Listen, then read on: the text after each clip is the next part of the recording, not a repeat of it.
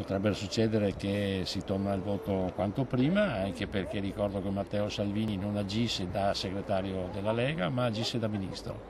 È nei compiti del ministro chiudere i porti. Per il segretario della Lega del Veneto D'Arè, se i 5 Stelle faranno quanto annunciato, ovvero voteranno a favore del processo nei confronti del vice premier Salvini per il caso della nave Diciotti, questo potrebbe rimettere in discussione l'accordo di governo tra il Carroccio e i 5 Stelle. Sulla stessa linea anche il governatore del Friuli Venezia Giulia, Massimiliano Fedriga, che ha dichiarato se il Movimento 5 Stelle vota sì, si ridiscute tutto, replicando al sottosegretario all'interno, il pentastellato Carlo Sibilia, che ha ribadito che nel caso la vicenda approdi in aula i 5 Stelle voteranno a favore.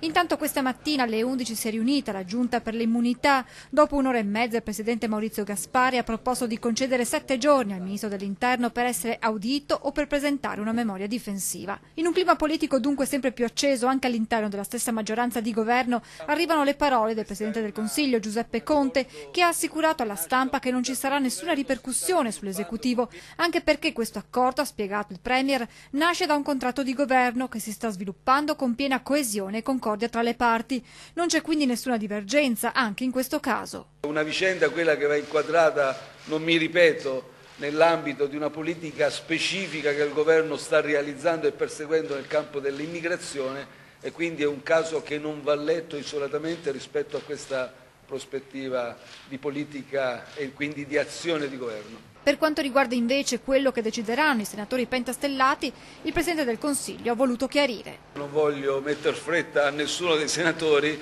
hanno tutto l'agio di fare le loro riflessioni e di assumere le loro decisioni.